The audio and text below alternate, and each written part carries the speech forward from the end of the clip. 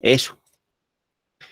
Vale, ahí ya tenemos la grabación iniciada, entonces vamos a comenzar a comentar este poema en prosa, este perfil que hace Borges de Shakespeare. Entonces, lo primero que les había comentado ahorita es el título. Desde el título ya estamos fijando un primer gesto, una primera revelación de quién voy a hablar. Entonces, si Shakespeare escribió en inglés toda toda su obra, incluyendo en alguna de ellas, y ahí les dejo la tentación de la búsqueda, la expresión de everything and nothing, pues yo titulo desde ahí. Y el título desde ahí, pues ya me da una clave de ubicación geográfica. Listo, vamos a hablar de alguien nacido en Inglaterra y continuará profundizando en esto más adelante. Solamente en la mitad de este primer párrafo, que es además un párrafo extenso, menciona Londres como destino. Ya uno termina de ubicarse entonces en Inglaterra, pero hay una primera pista en el idioma. Comienza el texto, comienza el poema y comienza con una descripción o algo que llamaríamos una descripción negativa. Es decir, no mencionar a alguien por lo que es, sino por lo que no es, pintar desde los vacíos. Y aparece en la primera línea, nadie hubo en él. Nadie hubo en él. Y abre con esa primera palabra, nadie. La forma de expresarlo no es fue nadie o no fue nadie, no, nadie hubo en él. Aquí es una manera extraña de abrir esa frase, porque habla de un contenido. Hubo algo en él, ¿qué hubo en él? Nadie. Ah, vale. Es mencionar al vacío no como una ausencia de cosas, sino como algo que se tiene. Es distinto estar vacío a tener vacío. Es por ahí que va ese giro en el comienzo. Nadie hubo en él.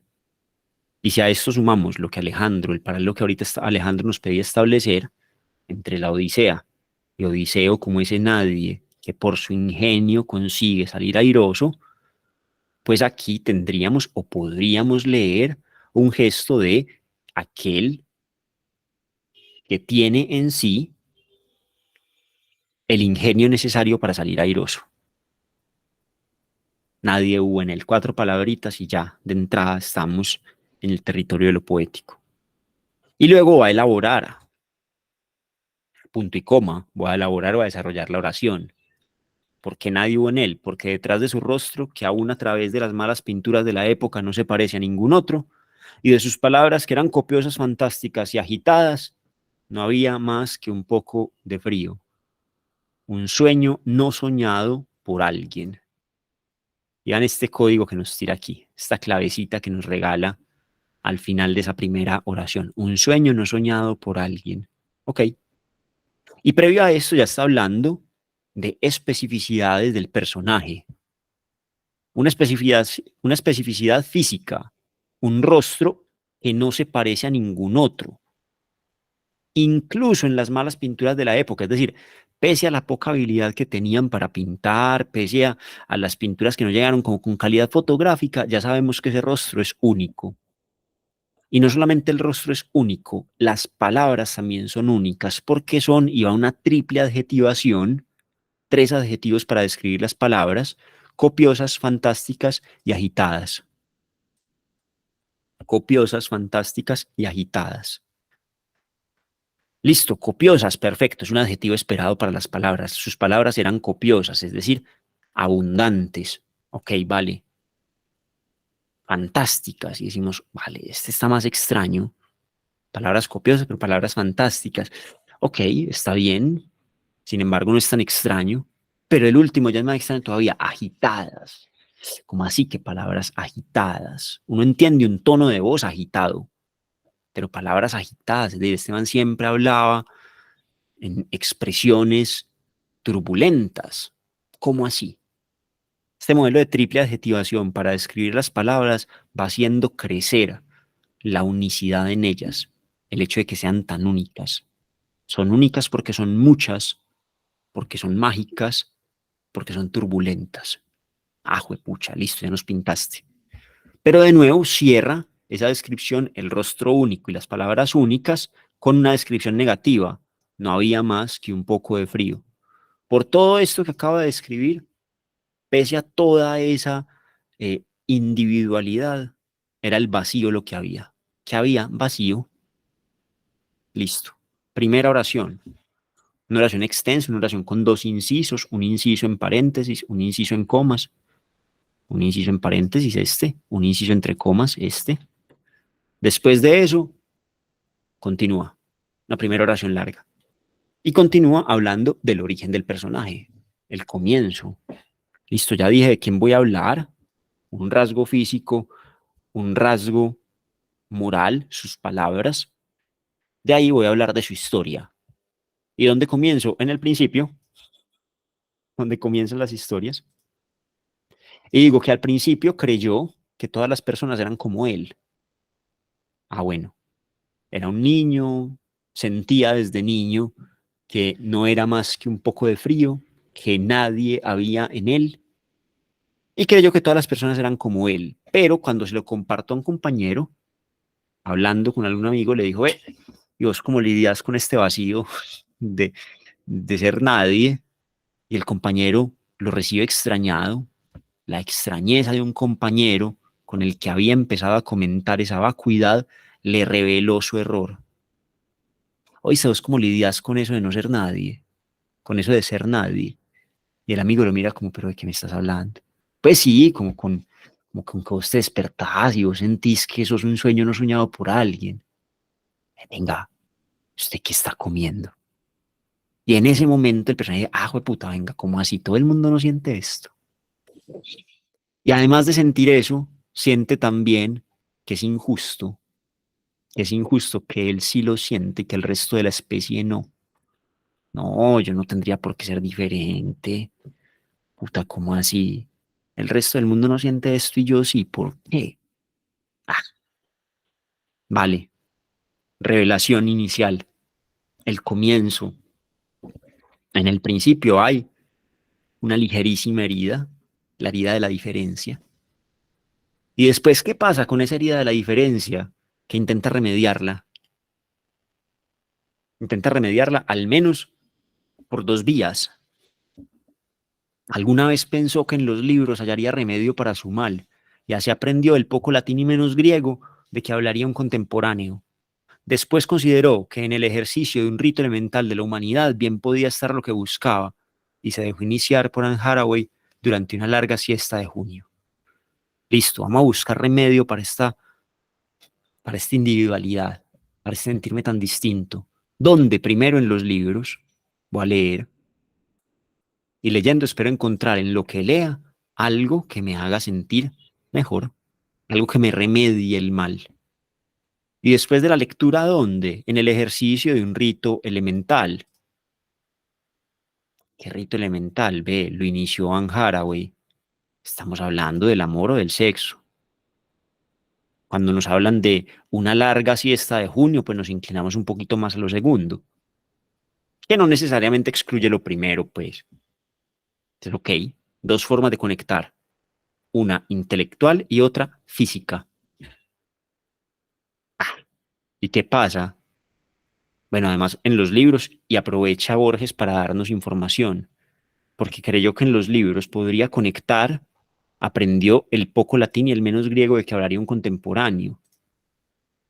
¿Qué referencia nos está haciendo Borges aquí? A Philip Marlowe, el otro gran dramaturgo de la Inglaterra de 1600, que siempre se burló de Shakespeare diciendo que no era capaz de leer ni hablar correctamente latín y griego. Es decir, siempre se burló de Shakespeare llamándolo inculto, porque dominaba el inglés, pero no dominaba las lenguas de la alta literatura.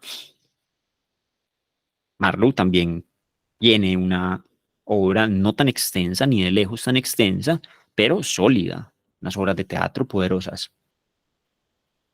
Vale, ni los libros ni el amor. A los veintitantos años fue a Londres, sigue la historia. Entonces ya mencioné primero un descubrimiento de la herida en la infancia, una manera de intentar curarla, todavía era joven. Luego cumple 20 y se va para Londres. Nos movemos de escenario. la salida del hogar. Cuando en casa no puedo encontrar remedio, me voy lejos, a buscar en otro territorio. ¿Qué? Lo que aquí no encuentro, lo que me hace falta descubrir.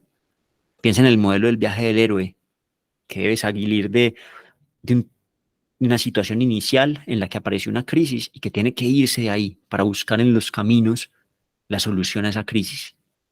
Y se va a Londres. Ya en cierto, pues ya como ha pasado el tiempo, está acostumbrado a fingir ser para no causar ni extrañeza ni preocupación, para que no se descubriera esa condición de nadie. Instintivamente ya se había adiestrado en el hábito de simular que era alguien para que no se descubriera su condición de nadie. Listo, instinto. Y después ese instinto encuentra dónde encajar. En Londres encontró la profesión a la que estaba predestinado. Y primero no es la de escritor, es la de actor. La de actor. Así empezó Shakespeare actuando. Y Borges describe a qué se refiere con la profesión de actor, que es ser un actor, la del actor que en un escenario juega a ser otro, ante un concurso de personas que juegan a tomarlo por aquel otro. Vean la conexión que no encontré en los libros, la conexión que no encontré en el amor, la encuentro en el juego escénico. Yo juego a que soy otra persona, ustedes juegan a que me creen que soy otra persona. Y ahí finalmente conoce la felicidad.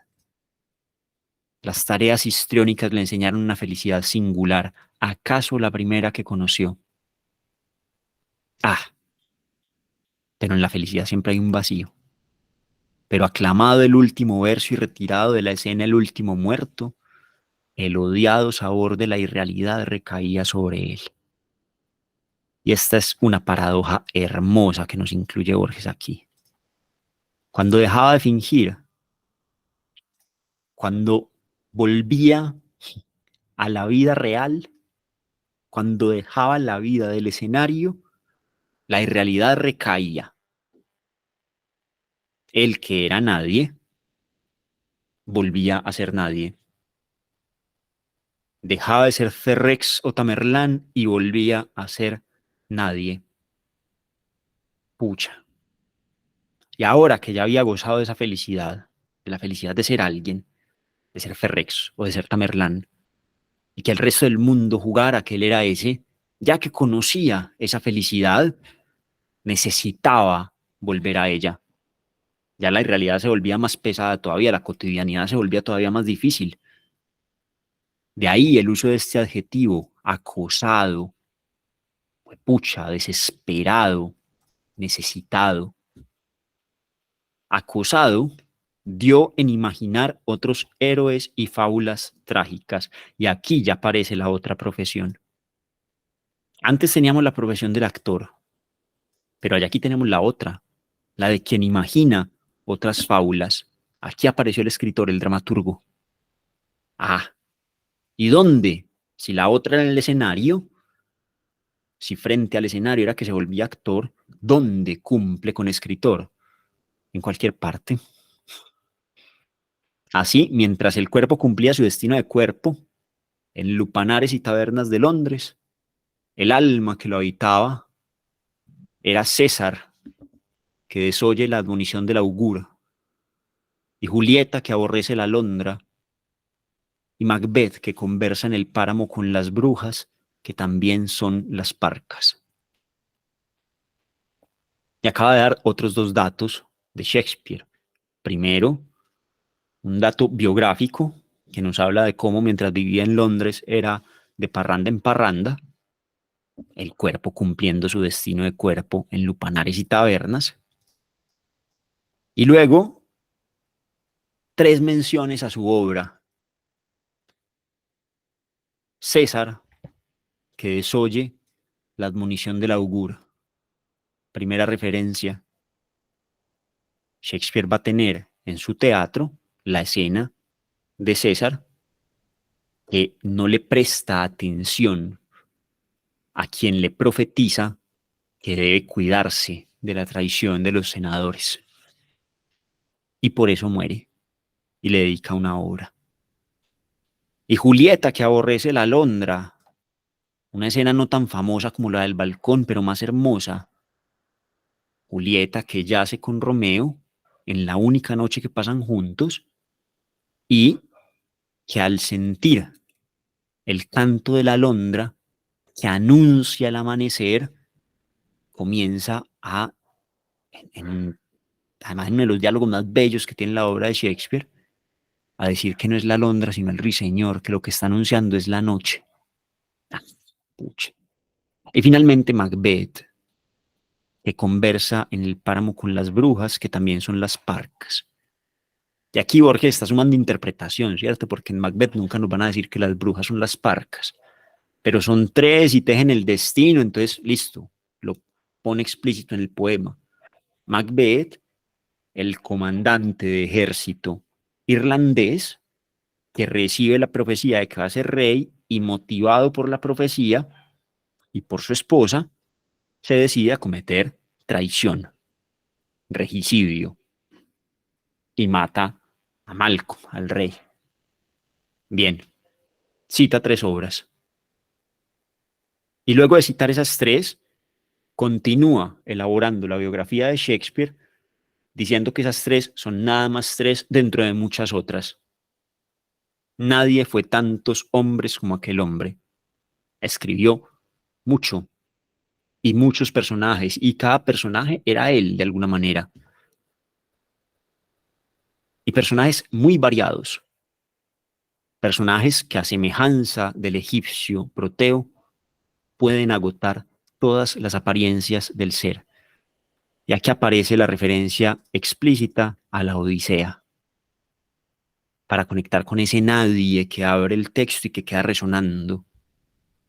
Cuando Menelao va a regresar de Troya a su hogar en Esparta, su barco naufraga hasta unas islas al frente de Egipto y no hay viento para volver a navegar. Así que en algún momento una diosa marina se presenta frente a él y le revela que para poder volver a casa tiene que apresar a su padre. Su padre es un dios que tiene morada en Egipto, pero que visita esa isla a dormir en las tardes, acurrucado entre las focas, y se llama Proteo. La diosa le dice que capturar a su padre para que le revele cómo volver a casa va a ser difícil, pero que lo puede hacer si se disfraza de foca con dos de sus mejores hombres. Menelao llama a dos de sus soldados, la diosa les da pieles de foca recién desollada. Lo más difícil, dice Menelao, en parte por hacer el chiste, es aguantarse el mal olor, pero aguantan, Proteo sale de las aguas, se acuesta entre las focas y en ese momento los tres saltan sobre él y lo aprietan. Ya la diosa les advirtió que su papá es capaz de cambiar de forma. Entonces se convierte en serpiente, se convierte en león, se convierte en dragón, se convierte en árbol. Proteo, el que tiene todas las apariencias del ser. Ahora, ¿qué otra cosa hay en esa frase?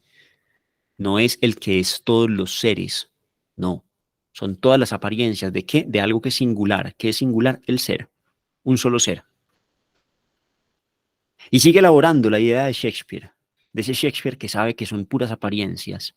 A veces dejó en algún recodo de la obra una confesión, seguro de que no la descifrarían. Ricardo afirma en su sola persona que en su sola persona es el papel de muchos. De nuevo, referencia. Y Yago dice con curiosas palabras, no soy lo que soy. De nuevo, referencia. La identidad fundamental de existir, soñar y representar le inspiró paisajes famosos. Última referencia. Ricardo III, de la obra, del drama, que dice yo soy muchos, yo cumplo el papel de muchos. Y en la obra puede significar que está siendo rey y a la vez cumpliendo otros papeles, pero es lo suficientemente ambiguo. Yago, el consejero de Otelo, que ambiguamente en alguno de los actos, cuando ya quienes estamos viendo, quienes estamos leyendo la tragedia, sabemos que es un traidor, dice no soy lo que soy. Y finalmente, pasajes famosos con existir, soñar y representar. Y aparece el pasaje famoso de Shakespeare por excelencia, que no tiene una calavera en el monólogo, pero que es Hamlet recitando el dormir o dormir, soñar quizás, ser un ser. Esa es la cuestión.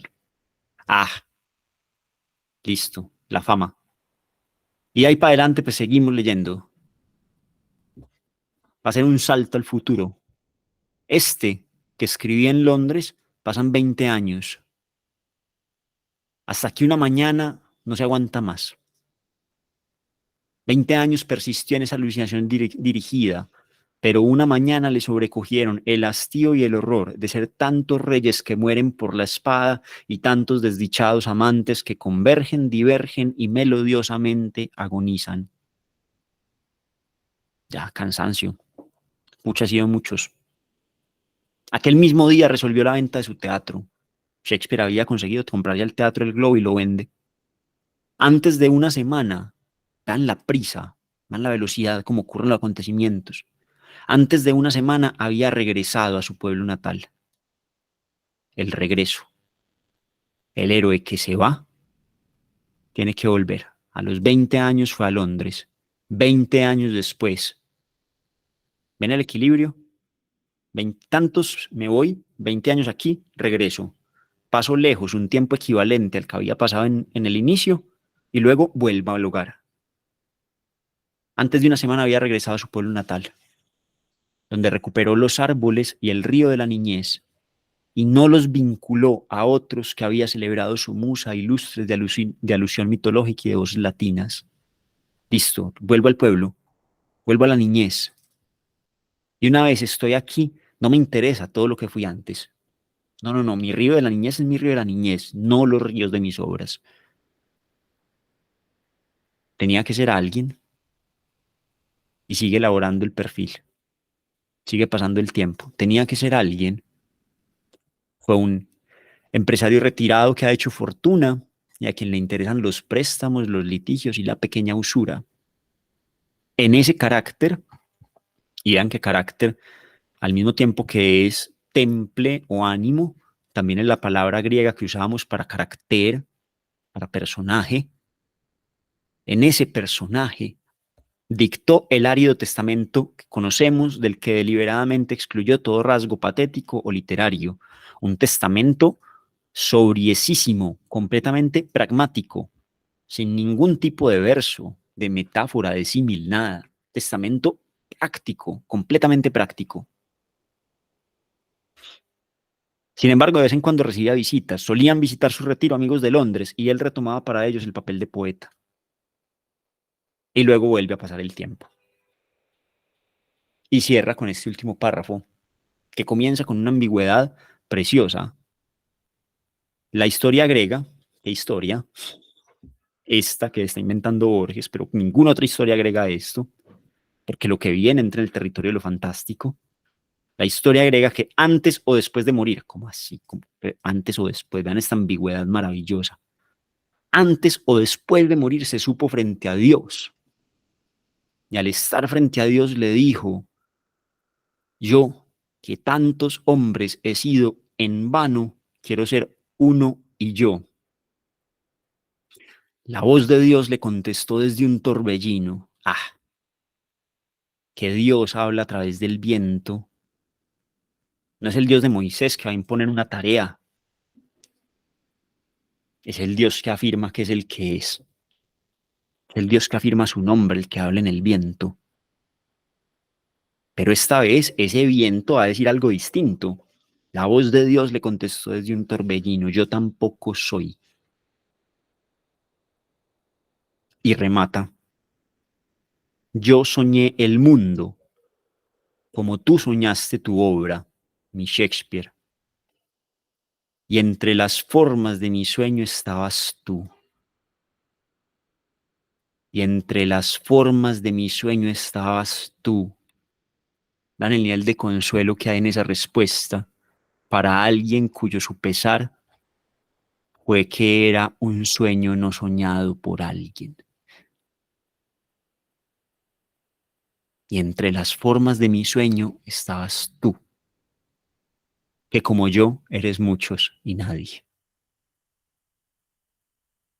Todo y nada. Everything and nothing. Al final, menos mal, si hay alguien que no sueña.